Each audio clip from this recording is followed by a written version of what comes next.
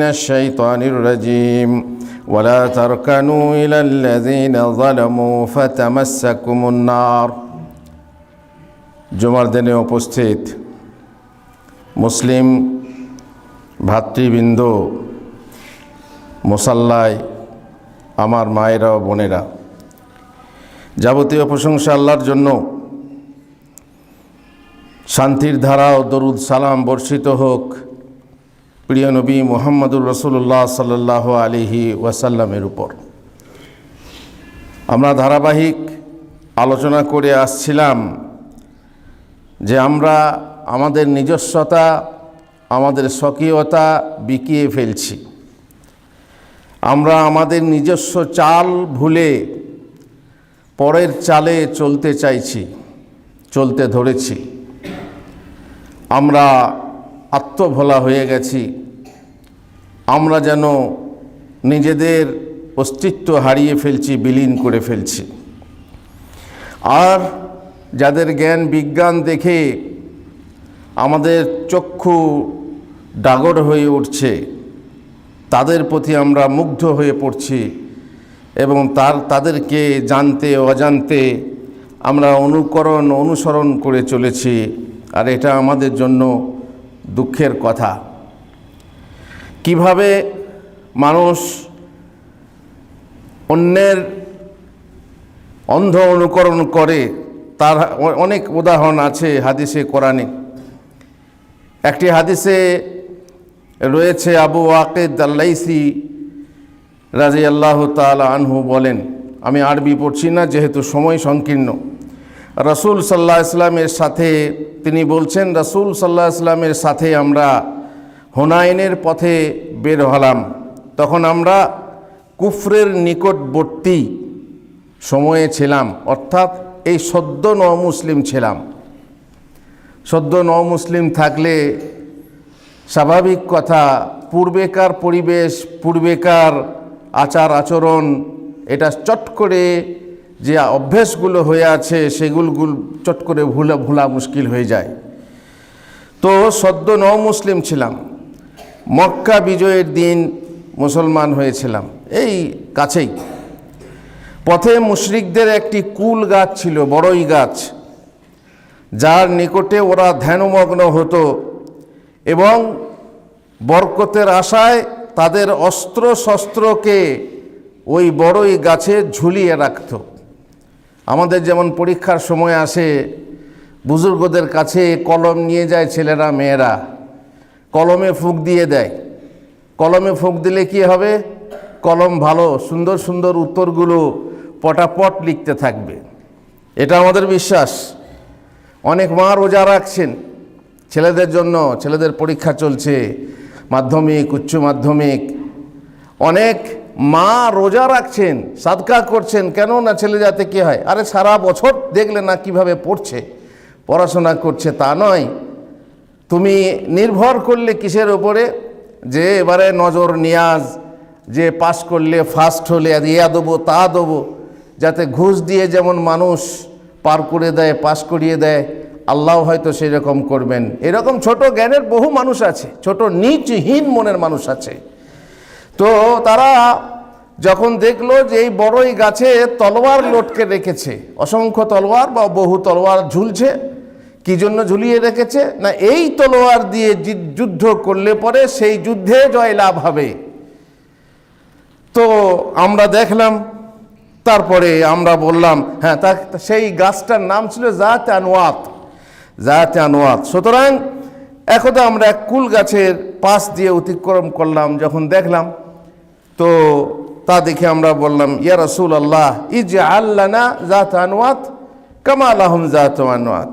ইয়া রাসূলুল্লাহ আমাদের জন্য জাতে আনওয়াত করে দিন যেমন ওদের রয়েছে, আমাদের জন্য একটা গাছ নির্ধারণ করে দেন যেমন ওদের রয়েছে।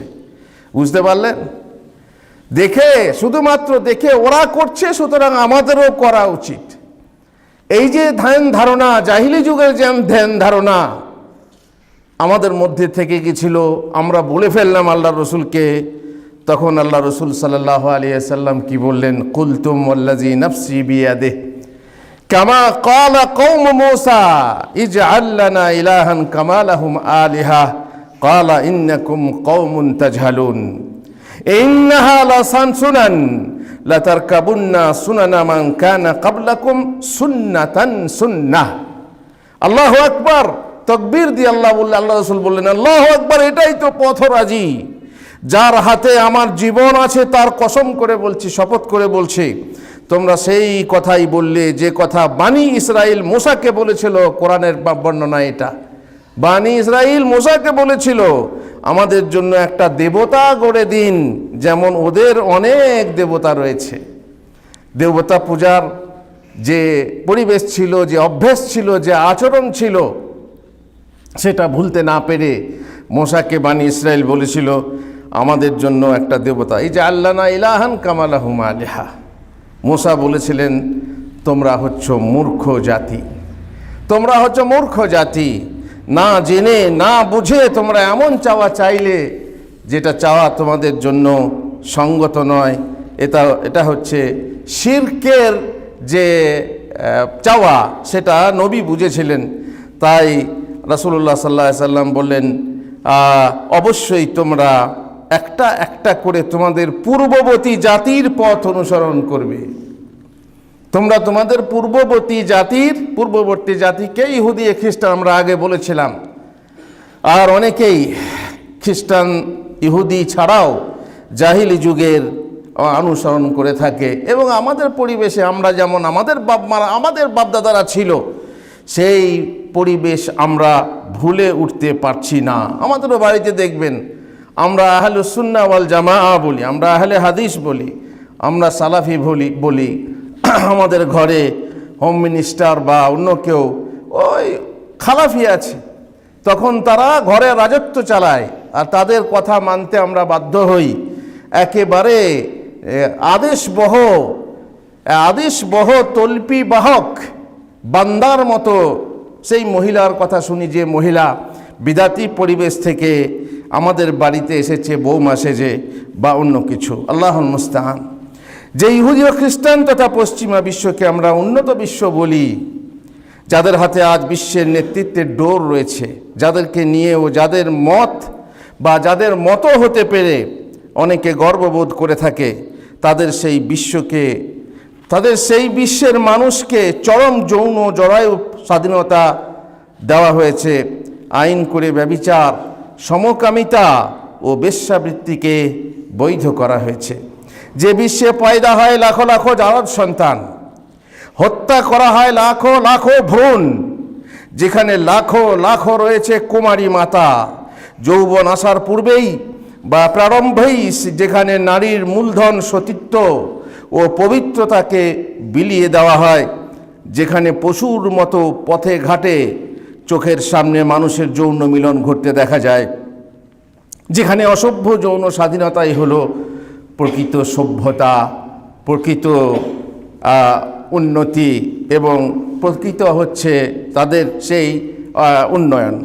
যে পাশ্চাত্য ভোগবাদী পরিবেশের অবস্থা এই যে ডানা বের হলেই বাচ্চা ছেলে মেয়ে উড়ে যায় বাসা ছেড়ে, প্রগতি বাপ ছেড়ে চলে যায় বাড়ি থেকে, বুড়ো বুড়ি একাকী মরে পড়ে বাড়িতে, কেউ বা বাস করে কুকুর বা বিড়াল নিয়ে, পরিশেষে অনেকে বাড়িঘর টাকা পয়সা উইল করে যায় কুকুর বা বিড়ালের নামে। এটা অবিশ্বাস্য হলেও সত্য। মালিক হয় কুকুর বা বিড়ালের খাদেমরা।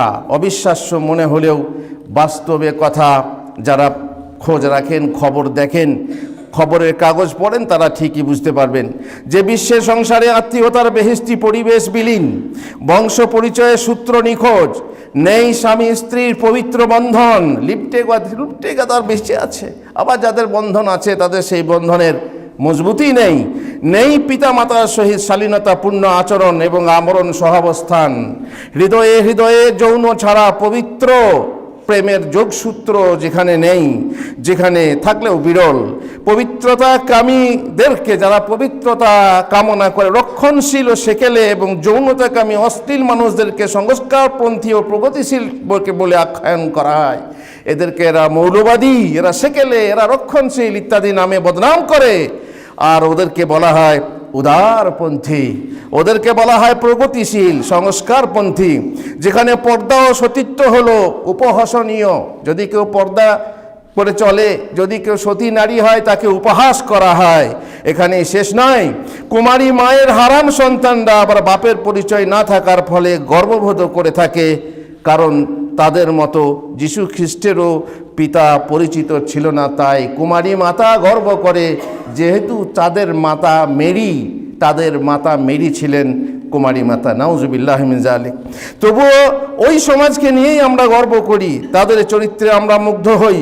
বলা বাহুল্য, ওই সমাজেরই জীবাণু আমাদের দেশের তথাকথিত বহু বুদ্ধিজীবী চিন্তাবিদ ও কবি সাহিত্যিকদের মাঝে সংক্রমণ করেছে। আর করবেই তো, কত বছর ছিল আমাদের মাঝে, বরং বহুলাংশে তা আমদানি করেই আনা হয়েছে। আমরা কত না যাই, আমরা রুজি রুটির সন্ধানে সেখানে যাই, মুগ্ধ হয়ে যাই।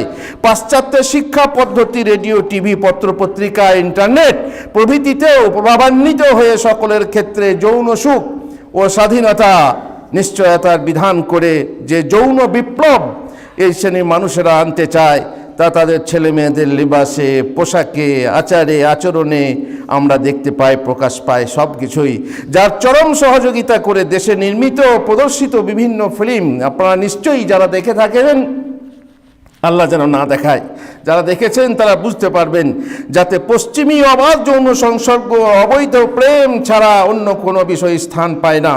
আর তাতে উদ্বুদ্ধ করে পশ্চিমের ওই ইন্দ্রিয় পরায়ণ ভোগবাদীরা ওদেরকে সংস্কারপন্থী, উদারপন্থী বলে প্রশংসা করে, কিন্তু আসলে যে ওরা অপসংস্কার ও বিনাশপন্থী তা হয়তো অনেকে বুঝে না।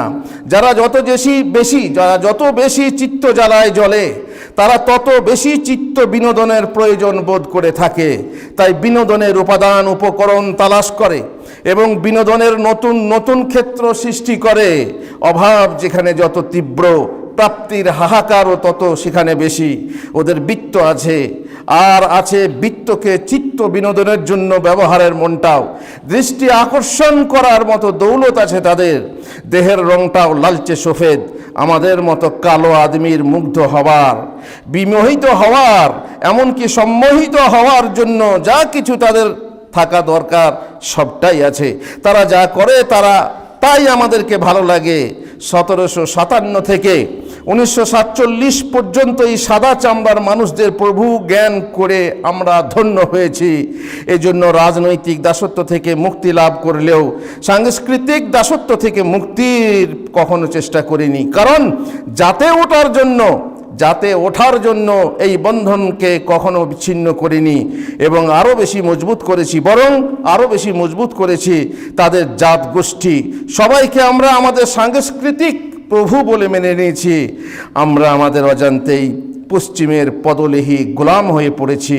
তখনও ছিলাম, এখনও আছি। তখন ছিলাম পুরোপুরি, এখন আছি চারিত্রিকভাবে, মানসিকভাবে।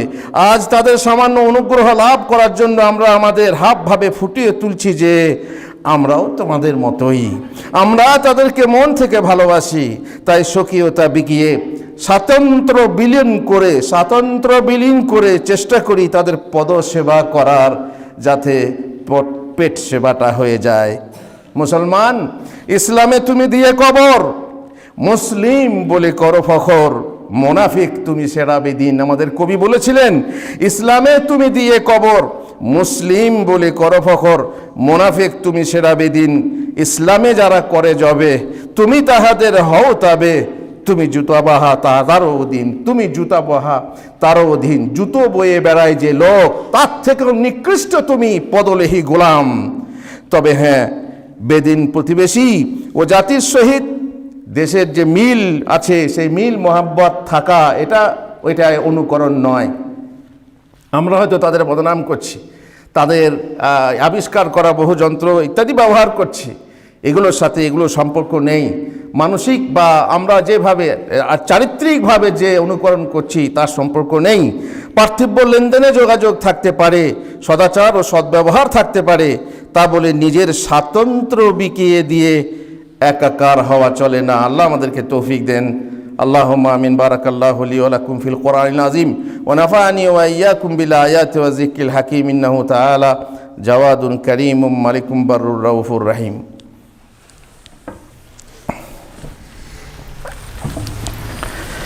আলহামদুলিল্লাহি রাব্বিল আলামিন ওয়াসসালাতু ওয়াসসালামু আলা রাসূলিহিল কারীম ওয়া আলা আলিহি ওয়া সাহবিহি আজমাইন। আমরা বলছি যে আমরা আমাদের ধর্মের, আমাদের দিনের যে আচরণ, আমাদের চারিত্রিক যে আচরণ, সেই আচরণ যেন আমাদের দিন মোতাবেক হয়। আমাদের আদর্শ মুহাম্মদুর রাসূলুল্লাহ সাল্লাল্লাহু আলাইহি সাল্লাম, সেই মতো আমাদেরকে নিজেদেরকে গড়তে পারি, সেই চেষ্টায় হবে আমাদের সফলতা। আমাদের দিন ও শরীয়ত যেসব বিষয়ে বিজাতির অনুকরণ করতে নিষেধ করে, প্রথমেই বললাম যে এই পার্থিব বিষয়ে নয়, বরং যেসব বিষয়ে তাদের অনুকরণ করতে নিষেধ করে আমাদের শরীয়ত, তার একটি বিষয় হলো আকীদা ও বিশ্বাসগত বিশ্বাস। অর্থাৎ তারা যে শিরকি ও কুফরি বিশ্বাস রাখে যদি আমরা রাখি, অমূলক ও কুবিশ্বাস রাখে যদি আমরা তা রাখি, সে বিশ্বাস কোনো মুসলিম রাখতে পারে না। যে কুফরি মতবাদে তারা বিশ্বাসী, সে মতবাদে কোনো মুসলিম বিশ্বাসী হতে পারে না। বহু বিশ্বাস আছে, উদাহরণ দেওয়ার অবকাশ নেই। নম্বর 2, ঈদ ও পাল পার্বণ, উৎসব উদযাপন, অনুষ্ঠানগত বিভিন্ন বিষয়। দেখবেন আপনি উদাহরণস্বরূপ 2 ঈদ ছাড়া কোনো মুসলিম ওদের দেখা দেখি আর কোনো তৃতীয় ঈদ আবিষ্কার করতে পারে না, চাহে তা কোনো দুর্বল বা জাল হাদিস ভিত্তিক হোক। বলে হাদিসই তো আছে, কিন্তু সে হাদিস জাল, সে হাদিস জয়ীফ, তা দেখেও, তা জানা সত্ত্বেও অথবা জানার চেষ্টা না করেও আমরা একটা কিতাব থেকে পেলাম আর সেখান থেকে তুলে এনে, যেহেতু ওরা করছে এরকম আমাদেরও করা উচিত। যেহেতু দেওয়ালি আছে, কত সুন্দর আনন্দের উৎসব, আলোর উৎসব, তো আমাদের কেন হবে না? যদি বলতে যাওয়া হয় এটা আমাদের নেই, না, অমুক হাদিসে আছে, একটা জাল জয়ীফ হাদিস পেশ করে তখন সেটা পালন করার জন্য, আনন্দ ফুর্তি করার জন্য। আর আনন্দের ধর্ম সবাই পালন করে, আনন্দের ধর্ম সবাই পালন করে, মিঠা মিঠা হাফ হাফ আর কারোয়া কারোয়া থু থু, এই রীতি প্রত্যেক মানুষের ভিতরে আছে। বলা বাহুল্য, দেখুন শবে মেরাজ সহিহ হাদিসে আসেনি, বলে জাল হাদিসে আছে, কোনো কথাতে আছে, অমুক আলেম বলেছেন, তমুক তাবি বলেছেন। সবে মেরাজ গেল, সবে বরাত এলো, দেখুন আপনি খেয়াল করে, এর কোনো সহিহ হাদিস নেই, তবুও তারা পালন করে। তাতে আবার সবে বরাতে আলোর উৎসব হয়। আশেপাশে যত বিরাতি গ্রামে আছে আপনি দেখবেন, হালুয়া পরোটা থেকে নিয়ে ক্ষীর ফিরনি, তারপরে পায়েস ইত্যাদি, কত আনন্দের উৎসব। এবং আলো মোমবাতি ঘরে ঘরে জ্বেলে দেয়, মমতাদের জন্য অপেক্ষা করে, তারা আসবে ঘরে, তারা দেখে যাবে, তারা খেয়ে যাবে, ইত্যাদি ইত্যাদি। যেমন বিশ্বাস, কুবিশ্বাস, অবিশ্বাস করতে পারে। নবী দিবস বা ঈদে মিলাদুন্নবী, ফাতেহা ইয়াজদম, ফাতেহা দোয়াজদম, আখেরি চাহার সম্বা, পৌষ পার্বণ, সিলভার জুবিলি, গোল্ডেন জুবিলি, জাতীয় দিবস, মসজিদ সপ্তাহ, জন্মদিন, হ্যাপি বার্থডে, উৎসব ইত্যাদি, হানিমুন, বিবাহবার্ষিকী, মৃত্যুবার্ষিকী, ওরস উৎসব, এপ্রিল ফুল, হ্যালোইন উৎসব, নতুন খাতা, ভ্যালেন্টাইন ডে, নববর্ষ প্রভৃতি অনুষ্ঠান উদযাপন ইসলামের ভিত্তিহীন। আর এগুলো পরের দেখা দেখি, আনন্দে স্ফূর্তি করার মাধ্যম মাত্র। এসব ঈদ বা পরব পালন কোনো মুসলিম করতে পারে না। যেমন ওই শ্রেণীর কোনো উৎসবে অথবা বিজাতির কোনো পাল পর্বণে কোনো মুসলিম অংশগ্রহণ করে খুশি করতে পারে না। কিন্তু ওই যে বললাম, আনন্দ নেই নাকি আমাদের? সবই নিরানন্দ না রে, আনন্দ আছে, বৈধ আনন্দ আছে, অবৈধ আনন্দের পেছনে কোনো মজা নেই, যে আনন্দ করার পর শাস্তি অপেক্ষা করে। আর বিজাতির সকল ঈদ ও ইবাদত বাতিলকে ভিত্তি করে প্রতিষ্ঠিত, আর তাদের সেই ঈদের খুশিতে শরীক হওয়া বা সেই উপলক্ষে তাদেরকে মোবারকবাদ পেশ করার অর্থই হলো তাদের বাতিলকে স্বীকৃতি দেওয়া এবং সমর্থন করা। আর আসল সত্যের অপলাপ করা তুমি নিজে তোমার নেই, পরের নিয়ে তুমি সার্থকভাবে আনন্দ করবে, এটা তোমার অধিকারে নেই। নামাজে ইমামের পেছনে সূরা ফাতিহা পড়ে না, বরং নামাজি পড়ে না, তাদেরই ফাতিহা বা ফয়তা নিয়ে বেশি খোঁজ খবর ও বাড়াবাড়ি। বিজাতির অনুকরণের ফসলেই 12 মাসে 13 পরব। বাপকে জীবনে চোখে না দেখতে পেরে অথবা তার অবাধ্য সন্তান হিসাবে জীবন অতিবাহিত করে অথবা জীবিত অবস্থায় তার বিরোধিতা করে তার মৃত্যুর পর তার নামে ফয়তা দেওয়া, এটা কি হাস্যকর নয়? মা বলছে আজকে মা দিবস, মাতৃ দিবস, মায়ের খিদমত করলে না, মায়ের অসুখে তাকিয়ে দেখলে না, মা মারা যাওয়া পরে দুটো মোমবাতি নিয়ে ফয়তা দেবে আর তার নামে সিন্নি দেবে, আর মায়ের মাতৃদিবস পালন করবে, তার চালসে পড়াবে, এটা কি হাস্যকর নয়? দুঃখের বিষয় যে বিজাতির দেখা দেখি এক শ্রেণীর মুসলিম যুবক যাদের বাপের পকেটে পয়সা নেই, তারা জোর জুলুম করে অপরের নিকট থেকে চাঁদা তুলে মুহররমের পর্বে মূর্তি ফুর্তি আমোদ করে থাকে। এই সেদিনে গেলাম, হঠাৎ করে বাঁশ আটকে দিয়ে, কী ব্যাপার, এ তুই মুসলিম গ্রাম এখানে? তো বলছে হ্যাঁ আমরা মুহররম করবেন। মুহররম করবে? এবার কবে থেকে চাঁদা করতে শিখলে ওদের দেখা দেখি? বলছে ওরাও করে আমরাও করব। বাহ! এই যে একটা মানে কি বলে টেন্ডেন্সি, একটা মনের প্রবণতা যে ওরা করছে আমরা করব, এই দেখা দেখি তারা শুরু করেছে। রাস্তা আটকে, রাস্তা আগুলে, যদিও আইনগতভাবে এটা নিষিদ্ধ, কিন্তু আইন করা হয় না, বলবৎ করা হয় না। দুঃখের বিষয়, জাতি ধর্ম নির্বিশেষে সকল শ্রেণীর মানুষের গাড়ি থামিয়ে এমন চাঁদাবাজি তথা ওই অর্থ দ্বারা তা না হলেও 10ই মুহররমের দিন কোনো প্রকার আনন্দ অথবা শোক পালন করা ইসলামী শরীয়ত বহির্ভূত কর্ম। কিন্তু হায়রে, আনন্দ যখন করতে ইচ্ছা হয় তখন দেখা হয় না হালাল না হারাম। যেমন বিজাতীয় সহজ পাঠীদের কাছে চাঁদা তুলে আর আমরা অনেক কিছু করে থাকি। স্কুলে যারা স্কুলের ছাত্র ছাত্রী তারা চাঁদা তুলে পূজা করে, বরং স্কুলে প্রবেশ করতে গেলেই তখনই চাঁদা দিতে হয় বিভিন্ন পূজার। তখন জন্মবার্ষিকী পালন করতে দেখে মুসলিম ছাত্রদেরও অনুরূপ, তখন বলে আমরা নবী দিবস পালন করব। তখন নবী দিবস পালন শুরু করে ইসলামে কি বলে স্কুলে বা কলেজে, যেটা ইসলামী শরীয়ত সম্মত নয়। অমুসলিম প্রতিবেশীর সাথে পাল্লা দিয়ে এমন কাজ অমুসলিমদের জন্য সত্যিই লজ্জাকর। বলাই বাহুল্য, ইসলাম হলো খাঁটি একত্ববাদের ধর্ম।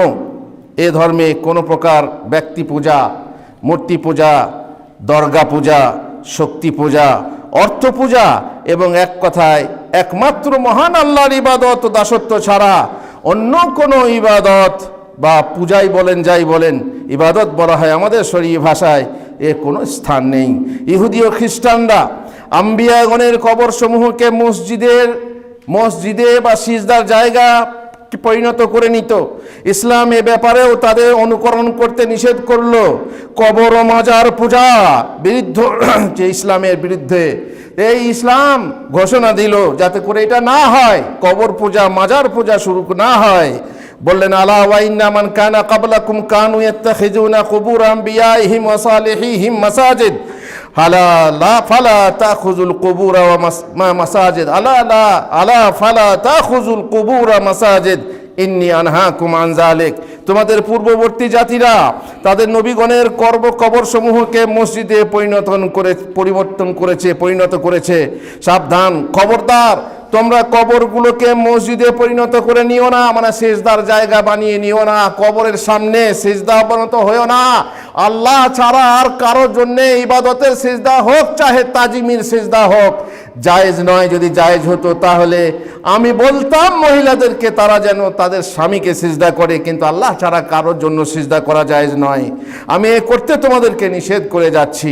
লাআনাল্লাহুল ইয়াহুদা ওয়ান নাসারা ইত্তাখাযু কুবুর আম্বিয়াইহিম মাসাজিদ। আল্লাহ ইহুদি ও খ্রিস্টান জাতিকে ধ্বংস করুক, তারা তাদের আম্বিয়াগণের কবরসমূহকে মসজিদে পরিণত করে নিয়েছে। ওরা হলো এমন জাতি যারা তাদের কোনো নেক বান্দার মৃত্যু হলে তার কবরের উপর মসজিদ তৈরি করেছে এবং তাতে তার ছবি বা মূর্তি স্থাপন করেছে। ওরাই হলো আল্লাহর নিকট সবচাইতে নিকৃষ্টতম সৃষ্টি। আজ আপনি যাবেন দেখবেন মূর্তি হয়তো উপরে নেই, মাটির তলায় হয়তো আছে, আর তার উপরে নানাভাবে ফুল চাদর চড়িয়ে ইত্যাদি করে তারা ওরস পালন করছে। তারা বলছে এটা শিরিক নয়।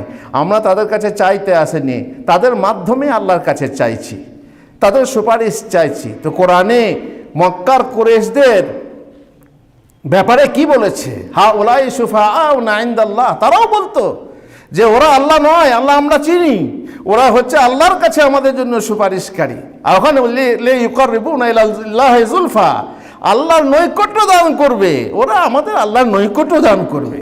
আল্লাহর নৈকট্য নেওয়ার জন্য কি এই পদ্ধতি ইসলামে আছে যে কারো মাধ্যমে ও বাবারা উকিল ধরো, উকিল ছাড়া পার পাবে না? এটা আমাদের ইসলাম নয়, এটা সঠিক ইসলাম নয়। দুঃখের বিষয়, বর্তমান বিশ্বে অধিকাংশ মুসলিম বিজাতির অনুকরণে ওই শ্রেণীর পূজায় লিপ্ত হয়ে পড়েছে এবং দুর্গার নামে কাছাকাছি প্রায় দরগার গিয়ে লোটাইশির এই অবস্থা হয়ে পড়েছে। তৌহিদের ধর্মে ইবাদত বন্দিগিতে অন্যকে আল্লাহর শরীক অথবা মাধ্যম রূপে পুজতে শুরু করেছে। যে গায়রুল্লাহর ইবাদত বা পূজা নির্মূল ও উচ্ছেদ করার জন্য ধরাধামে ইসলামের আবির্ভাব হয়েছিল, সেই ইবাদত বা পূজাকে অভীষ্ট লাভের অনন্য উপায় বলে বরণ করে নিল মুসলিম জাতির বহু কুলাঙ্গার দল। আল্লাহ এ জাতিকে সুমতি দেন, আমিন। আল্লাহুম্মা সাল্লি আলা মুহাম্মদ ওয়া আলা আলি মুহাম্মদ কামা সাল্লাইতা আলা